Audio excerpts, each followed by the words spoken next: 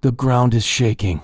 Right now, beneath Yellowstone National Park, something is waking up. Something that hasn't stirred in 640,000 years. The supervolcano. And tomorrow, it's going to erupt. Not in some distant future. Not as a distant possibility. Tomorrow. And when it does, it won't just destroy Wyoming. It won't just devastate America. It will end civilization as we know it.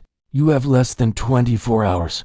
The first signs are already here. Seismographs across the region are going haywire. Hundreds of earthquakes per hour. Not small tremors, these are magnitude 4, 5, 6 quakes that crack highways and topple buildings.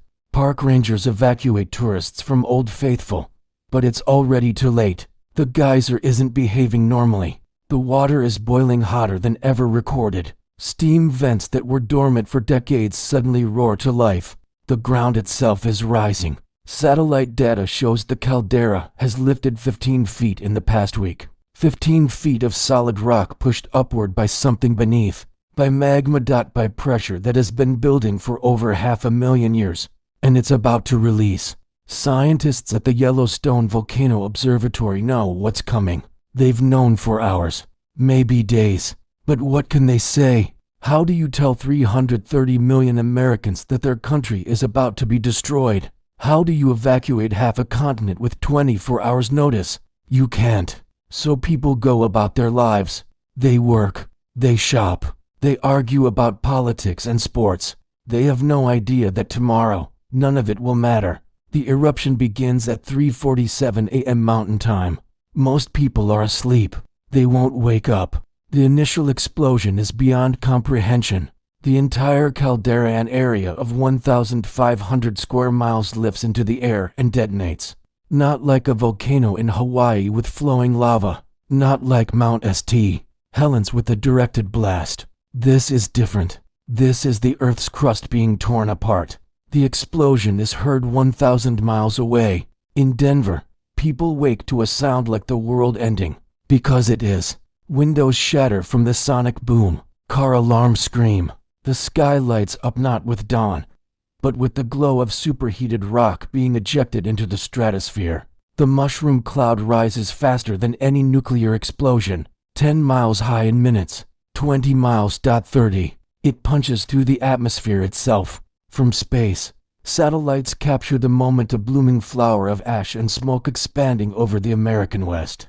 It looks beautiful. It looks like death. Everything within 100 miles of Yellowstone ceases to exist. Not destroyed, erased.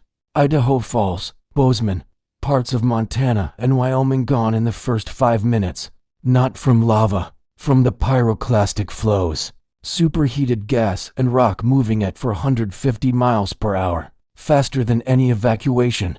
Faster than any warning. Temperature, 1,800 degrees Fahrenheit. Nothing survives. Not buildings. Not bunkers. Not humans. People are vaporized instantly. Cities are flash burned to ash. Forests explode into flame and are immediately buried under 100 feet of volcanic material. The sound is continuous now. A roar that doesn't stop. The eruption isn't a single explosion, it's sustained. Like opening a fire hydrant, except instead of water, it's the Earth's mantle. Material erupts at a rate of millions of tons per second. Ash. Rock. Gas. Chemicals that haven't seen daylight since the dinosaurs. It spreads. Fast. Wind carries the ash cloud east at 60 miles per hour. By noon, it covers Montana. By evening, the Dakotas. By midnight, it reaches Chicago. Cities watch it come. A black wall on the horizon that swallows the sun. Temperature drops 20 degrees as the ash blocks the light. Then it arrives. Not gently, like snow, like a hammer. Ash falls in sheets. Thick, choking, toxic ash that covers everything. Roads become impassable in minutes. Cars stall as ash clogs engines. Roofs collapse under the weight. A single inch of ash weighs 120 pounds per square yard when wet. And it gets wet because the eruption has injected so much moisture into the atmosphere that it rains. Acidic rain mixed with volcanic ash. It creates a concrete-like sludge that coats everything. Buildings. Trees. People caught outside. The ash gets into everything. Lungs. Eyes. Water supplies. It's not like cigarette ash. It's ground glass. Microscopic shards that shred tissue. Breathing it feels like inhaling razors. Hospitals overflow with respiratory cases. But hospitals don't have power. The ash has shorted out electrical grids. Transformers explode as conductive ash creates short circuits. The power grid collapses.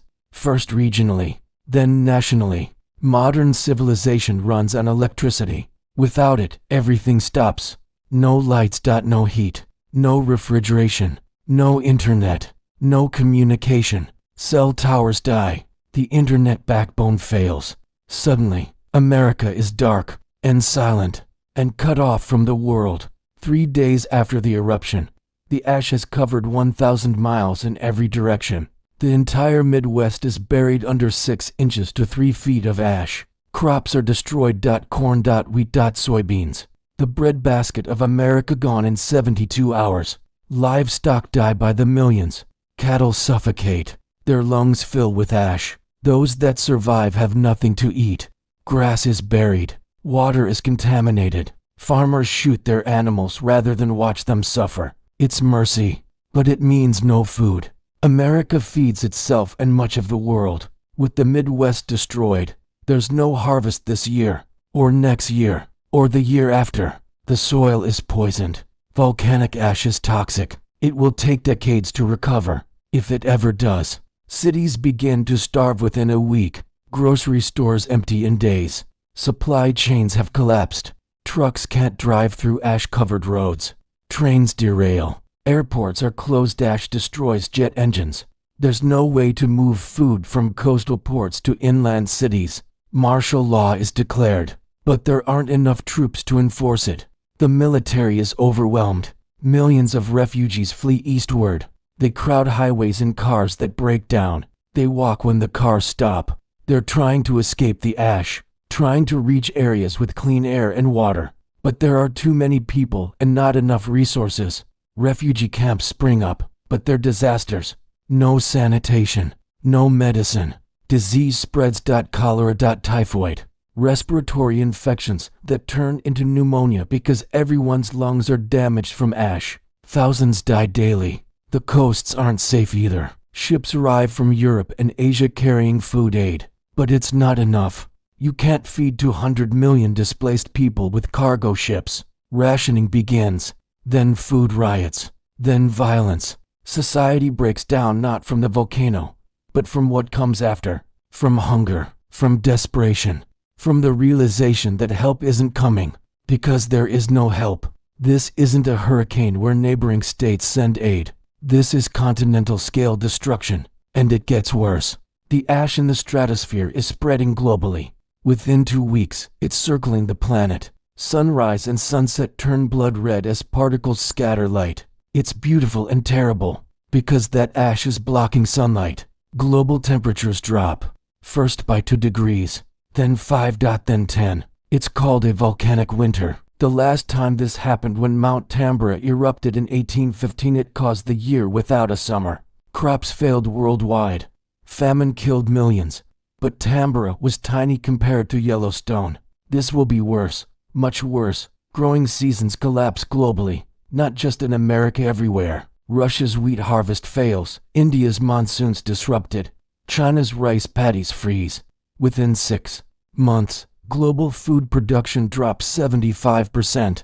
3 billion people depend on food imports. When those stop, they starve. Wars break out over remaining resources. Nations with food stockpiles close their borders. Hungry refugees are shot at borders they try to cross. The international order collapses. The UN becomes irrelevant. It's every nation for itself. In America, the government has relocated to the East Coast, but it barely functions. Half of Congress is dead or missing. The president addresses the nation from an undisclosed location, promising recovery. But everyone knows it's a lie. There is no recovering from this. The economic cost is beyond calculation. America's GDP falls 80%. The dollar is worthless. Global markets crash. The entire world economy, built on American consumption and production, seizes up. Companies collapse, banks fail. Currencies hyperinflate. In 1 year, humanity is set back a century. Technology still exists, but without power, infrastructure,